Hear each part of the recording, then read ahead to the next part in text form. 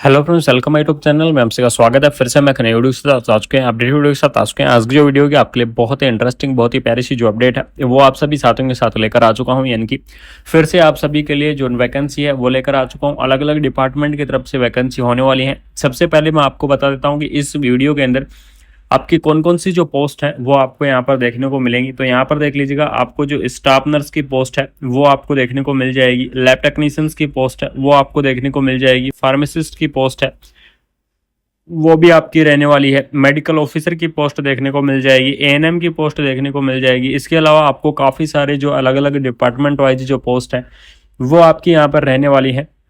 तो सभी पोस्टों के बारे में क्या करेंगे, डिटेल में चर्चा करूंगा। इनकी मिनिमम क्वालिफिकेशंस क्या रहेगी, वैकेंसी को आपको किस प्रकार से अप्लाई करना है, इन सारी चीज़ों के बारे में इस वीडियो के अंदर डिटेल में चर्चा करेंगे। डिटेल में आप सभी साथियों को इन्फॉर्मेशन यहाँ पर शेयर करूंगा। तो सबसे पहले देख लीजिएगा, आपको यहाँ पर जो आपका नोटिफिकेशन से रिलीज किया गया है वो नोटिफिकेशन रिलीज किया गया है 2 दिसंबर, यानी कि 2 दिसंबर का आपका जो नोटिफिकेशन है वो यहाँ पर रिलीज कर दिया गया है। जिसके अंदर आपको पद का नाम दिया गया है, सैलरी आपको दी गई है, वैकेंसी आपकी यहाँ पर कितनी रहने वाली है। जिसके अंदर लेबोरेटरी टेक्नीशियंस की वैकेंसी है। लेबोरेटरी टेक्नीशियन यहाँ पर अलग अलग डिपार्टमेंट के नाम दिए गए हैं। ठीक है। स्टाफ नर्स की पोस्ट देख लीजिएगा, एनआरसी डिपार्टमेंट के अंदर प्रोवाइड करवाई गई है। उसके बाद में आपको स्टाफ नर्स की पोस्ट एनयूएचएम के अंदर प्रोवाइड करवाई गई है। लैब टेक्नीशियंस की पोस्ट है। फार्मासिस्ट की भी पोस्ट रहने वाली है। ठीक है। अलग अलग डिपार्टमेंट वाइज जो पोस्ट हैं वो आपको देखने को मिल जाएंगी। एनबीएसयू डिपार्टमेंट के अंदर भी आपको स्टाफ नर्स की पोस्ट है। सेकंड एएनएम की पोस्ट आपको एनएचएम के अंदर प्रोवाइड करवाई गई है। ठीक है। आईसीयू के अंदर आपको स्टाफ नर्स की पोस्ट है वो आपको यहाँ पर दी गई है। लेबोरेटरी लैब से रिलेटेड काफ़ी पोस्ट हैं। फार्मासिस्ट की भी पोस्ट आपको देखने को मिल जाएगी। इनकी मिनिमम क्वालिफिकेशंस के बारे में देख लेते हैं कि इन वैकेंसी की मिनिमम क्वालिफिकेशंस आपकी क्या रहेगी। तो लेबोरेटरी के लिए देख लीजिएगा, सबसे पहले 12th पास होनी चाहिए। सबसे पहली चीज़ अगर मैं बात करूँ तो आपको 12th पास वाले जो कैंडिडेट है वो आप इस वैकेंसीज को क्या कर सकते हैं, अप्लाई कर सकते हैं जिन्होंने 12th पास कर रखा है। साथ में बीएमएलटी और डीएमएलटी वाले यहाँ पर देख लीजिएगा, जिन्होंने बीएमएलटी कर रखा है या फिर जिन्होंने डीएमएलटी कर रखा है या फिर सीएमएलटी कर रखा है, वो कैंडिडेट क्या करेंगे, इस वैकेंसीज के लिए एलिजिबल्स रहेंगे। यानी कि आप इस पोस्ट को अप्लाई कर सकते हैं। उसके बाद में आपको लेबोरेटरी टेक्नीशियंस के अंदर बीएमएलटी डीएमएलटी वाले कैंडिडेट एलिजिबल्स रहेंगे, चाहे वो किसी भी कार्यक्रम की पोस्ट हो। आपको लैब टेक्नीशियंस के लिए डीएमएलटी बीएमएलटी होना बहुत ही जरूरी है। उसके बाद में आपको देख लीजिएगा, स्टाफ नर्स की पोस्ट की अगर मैं मिनिमम क्वालिफिकेशंस की यहाँ पर डिस्कस करूँ तो इसके अंदर देख लीजिएगा, बीएससी नर्सिंग और जो जीएनएम कैंडिडेट है वो इस वैकेंसीज को क्या कर सकते हैं, अप्लाई कर सकते हैं। पोस्ट बीएससी नर्सिंग कैंडिडेट भी अप्लाई करेंगे। यानी कि नर्सिंग के अंदर जिन्होंने भी डिग्री कर रखा है या फिर जिन्होंने डिप्लोमा कर रखा है वो सभी कैंडिडेट इस वैकेंसीज के लिए एलिजिबल्स रहेंगे। आप इस पोस्ट को क्या कर सकते हैं, यहाँ पर आप अप्लाई कर सकते हैं। जैसे कि जीएनएम वाले जो कैंडिडेट हैं वो भी इस वैकेंसीज के लिए एलिजिबल्स रहेंगे। बीएससी नर्सिंग जो कैंडिडेट है वो भी इस वैकेंसीज के लिए एलिजिबल्स रहेंगे। पोस्ट बीएससी नर्सिंग कैंडिडेट भी एलिजिबल्स रहेंगे। अगर इंटरेस्टिंग है और एमएससी नर्सिंग वाले कैंडिडेट अप्लाई करना चाहते हैं आप इस पोस्ट को, तो आप भी इस क्या कर सकते हैं, इस पोस्ट को यहाँ पर आप अप्लाई कर सकते हैं। उसके बाद में आपको लैब असिस्टेंट की पोस्ट दी गई है। उसके अंदर आपको डीएमएलटी बीएमएलटी की आवश्यकता होने वाली है। ठीक है। तो स्टाफ नर्स की पोस्ट के लिए मैंने बता दिया, देख लीजिएगा स्टाफ नर्स की एक पोस्ट यहाँ है। इसके अंदर भी आपको BSc GNM post BSc candidate eligibles रहेंगे। उसके बाद में एएनएम की पोस्ट के लिए देख लीजिएगा कि एएनएम की पोस्ट के लिए कौन कौन कैंडिडेट यहाँ पर अप्लाई करेंगे। तो सेकंड एएनएम की आपकी यहाँ पर जो पोस्ट है वो आपकी रहने वाली है। और इस पोस्ट के लिए जो कैंडिडेट एलिजिबल्स रहेंगे, 12th पास प्लस एएनएम आपके पास कोर्स होना चाहिए। अगर आपने एएनएम कोर्स कंप्लीट कर रखा है तो आप क्या रहेंगे, इस वैकेंसीज के लिए एलिजिबल्स रहेंगे। यानी कि एएनएम की इस पोस्ट को अप्लाई कर सकते हैं। उसके बाद में आपको आईसीयू के अंदर स्टाफ नर्स के, यानी कि यहाँ पर आपको अलग अलग जो डिपार्टमेंट है, यानी कि काफ़ी सारे अलग अलग डिपार्टमेंट आपको दिए गए हैं। और इन अलग अलग डिपार्टमेंट की तरफ से आपको यहाँ पर जो वैकेंसी है वो आपको प्रोवाइड करवाई गई है। स्टाफ नर्स की वैकेंसी भी है, आपकी एएनएम की वैकेंसी भी है, आपकी फार्मासिस्ट की वैकेंसी भी है, लैब टेक्नीशियंस की भी वैकेंसी आपको देखने को मिल जाएंगी। जो मेडिकल ऑफिसर की भी पोस्ट है। इस प्रकार से आपको काफ़ी सारी अलग अलग जो पोस्ट है वो आपको यहाँ पर देखने को मिल जाएंगी। तो ये तो इन वैकेंसियों की मिनिमम क्वालिफिकेशंस थी कि आपको यहाँ पर मिनिमम क्वालिफिकेशंस आपकी क्या रहेगी, कौन कौन कैंडिडेट इस वैकेंसीज के लिए एलिजिबल्स रहेंगे। अब जो बात करेंगे कि एप्लीकेशन फॉर्म को आपको किस प्रकार से अप्लाई करना होगा या फिर आप अपने एप्लीकेशन फॉर्म को किस प्रकार से भरेंगे, तो यहाँ पर आपको देख लीजिएगा, एज लिमिट की अगर मैं बात करूँ तो 18 year minimum age limit, maximum age limit 70 year, यानी कि 18 से 70 ईयर तक के जो कैंडिडेट हैं वो इस वैकेंसीज को क्या कर सकते हैं, यहाँ पर आप अप्लाई कर सकते हैं। यानी कि आपको एज लिमिट बहुत ही ज़्यादा प्रोवाइड करवाई गई है।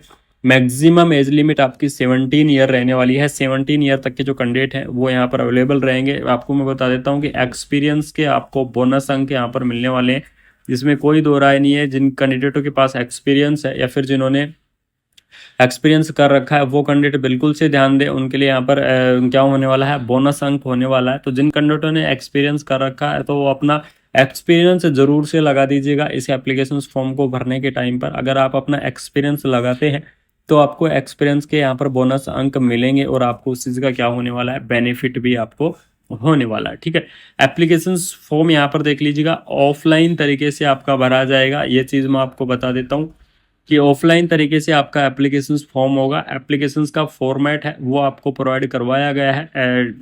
देख लीजिएगा, एप्लीकेशन फॉर्म आपको यहाँ पर प्रोवाइड करवा दिया गया है। इसके अंदर आपको यहाँ पर पासपोर्ट साइज की फ़ोटो लगेंगी, यहाँ पर आपकी पर्सनल डिटेल्स लगेंगी, जो भी आपकी पर्सनल डिटेल्स है। उसके बाद में आपको यहाँ पर 10th 12th और आपने जो भी नर्सिंग के अंदर किया है या फिर जिस भी पोस्ट के लिए जो भी कोर्स किया है उसकी डिटेल आपको यहाँ पर आएंगी। उसके बाद में आप अपना जो एक्सपीरियंस है वो एक्सपीरियंस आपको यहाँ पर भरना होगा कम्प्लीटली। उसके बाद में आपको यहाँ पर ये सारी चीज़ें करके घोषणा पत्र आपको यहाँ पर लास्ट में सिग्नेचर डेट पैलेस लिख देना है। इसके साथ ये तो होगी आपको एप्लीकेशन फॉर्म का फॉर्मेट जो कि आपको प्रोवाइड करवाया गया है गवर्नमेंट की तरफ से। ठीक है, तो आपको क्या करना होगा, सबसे पहले आपको इस फॉर्मेट को डाउनलोड करना है। सबसे पहली चीज़ ध्यान रखना, इस फॉर्मेट को आपको डाउनलोड करना है। जैसे ही आप इस फॉर्मेट को डाउनलोड कर लेंगे तो डाउनलोड करने के बाद में इसके साथ में आपको क्या क्या चीज़ अटैच करनी है वो चीज़ आप बिल्कुल यहाँ सुन लीजिए। ये आपके लिए क्या रहने वाला है, सबसे इंटरेस्टिंग रहने वाली है कि यहाँ पर आपके कौन कौन से डॉक्यूमेंट्स अटैच होंगे। तो यहाँ पर आपके डॉक्यूमेंट्स होंगे, 10th की मार्कशीट होगी, 12th की मार्कशीट होगी, आपने जिस भी पोस्ट के लिए जो भी कोर्स करना चाहते हैं, जैसे एग्जाम्पल स्टाफ नर्स की पोस्ट के लिए आप करना चाहते हैं तो नर्सिंग की आपकी कंप्लीटली मार्कशीट होगी, जितनी भी आपकी मार्कशीट है जो भी आपने कोर्स किया है कंप्लीटली मार्कशीट। उसके बाद में उसका जो प्रोविजनल्स हो गया, ठीक है, प्रोविजनल के बाद में आपका जो रजिस्ट्रेशन सर्टिफिकेट हो गया, रजिस्ट्रेशन सर्टिफिकेट के बाद में जो भी आपके पास एक्सपीरियंस है वो अपना एक्सपीरियंस, ये सारी चीज़ आपको क्या करनी है, इस फॉर्मेट के साथ आपको अटैच करनी है। इस चीज़ को आप बिल्कुल मत भूलना, इस फॉर्मेट के साथ आपको ये सारी चीज़ें अटैच करनी होंगी। और इस फॉर्मेट के साथ आपको अटैच करके और आपको यहाँ पर जमा कराना होगा, कहाँ पर, DHS ऑफिस के अंदर आपको जमा कराना है। यानी कि कार्यालय मुख्य चिकित्सा एवं स्वास्थ्य अधिकारी जिला सूरजपुर, यानी कि आपकी जो सूरजपुर की जो CMO ऑफिस है, ठीक है, चीफ जो मेडिकल ऑफिसर का जो ऑफिस है, वहाँ पर आपको क्या कराना होगा, इस एप्लीकेशन फॉर्म को आपको जमा कराना होगा। वहाँ पर अपने सभी डॉक्यूमेंट्स इसके साथ अटैच करके और सभी डॉक्यूमेंट्स अटैच करके इस एप्लीकेशन फॉर्म को जमा करा दीजिएगा। उसके बाद में जो आगे की जो अपडेट है वो आपको, जो आप मोबाइल नंबर प्रोवाइड करवाओगे एप्लीकेशन फॉर्म के अंदर या फिर आप मेल प्रोवाइड करवाओगे, तो उस मेल या मोबाइल नंबर पर आपको आगे की जो अपडेट है वो बता दी जाएगी कि आपका इंटरव्यू के आधार पर रहेगा या फिर आपका परसेंटेज के आधार पर रहेगा। तो वो चीज़ आगे की जो अपडेट है वो आगे आपको इन्फॉर्मेशन कर दी जाएंगी, इन्फॉर्मेशन आपको बिल्कुल से प्रोवाइड करवा दी जाएंगी। बाकी आपको इस चैनल से भी मैं इन्फॉर्मेशन प्रोवाइड करवा दूंगा। अब जो सबसे इम्पोर्टेंट अपडेट आते हैं कि इस वैकेंसीज के लास्ट डेट के बारे में, कि आप कब तक इस वैकेंसीज को अप्लाई कर सकते हैं, यानी कि इसकी लास्ट डेट आपकी क्या रहेगी। तो इस वैकेंसीज की जो लास्ट डेट रहेगी वो रहेगी आपकी 20 दिसंबर, यानी कि 20 दिसंबर तक आप क्या कर सकते हैं, इस वैकेंसीज को आप अप्लाई कर सकते हैं। 20 दिसंबर के बाद में आप इस वैकेंसीज को अप्लाई नहीं कर पाएंगे। तो जो भी इंटरेस्टिंग कैंडिडेट है, जो भी इस वैकेंसीज को आप अप्लाई करना चाहते हैं या फिर इंटरेस्टिंग है इन सभी पोस्ट को अप्लाई करने के लिए या फिर इन पोस्ट को अप्लाई करने के लिए, तो बिल्कुल से आप अप्लाई कर सकते हैं। आपके जो कोई डाउट है तो आप कमेंट बॉक्स के अंदर कमेंट कर दीजिएगा, आप सभी के मैं डाउट क्लियर कर दूंगा। आपको मैं बिल्कुल से इन्फॉर्मेशन क्लियरली प्रोवाइड करवाऊंगा कि आपकी कोई डाउट है तो उनको बिल्कुल से क्लियर करूंगा। तो ये आपके लिए इन्फॉर्मेशन पहुंचाना बहुत ही ज़रूरी था, आपके लिए इन्फॉर्मेशन शेयर करना बहुत ही ज़रूरी था। तो अगर आपको ये वीडियो अच्छी लगी, इंटरेस्टिंग लगी, तो वीडियो को क्या करना है, अपने दोस्तों के अंदर ज़्यादा से ज़्यादा आपको शेयर करना है। चैनल को सब्सक्राइब करके बेल आइकन को प्रेस कर लेना है, जिससे ऐसे ही अपडेटेड वीडियो और ऑल ओवर इंडिया की नर्सिंग की जितनी भी अपडेट है, सभी अपडेट आप सभी साथियों के लिए मैं टाइम से पहुंचाता रहूँगा। टाइम से आप सभी साथियों के लिए ऐसे ही इन्फॉर्मेशन लाता रहूँगा। तो वीडियो को शेयर करें, चैनल को सब्सक्राइब करें। बाकी मिलता है कोई नई अपडेट के साथ, कोई नई वीडियो के साथ। Thank you so much. जय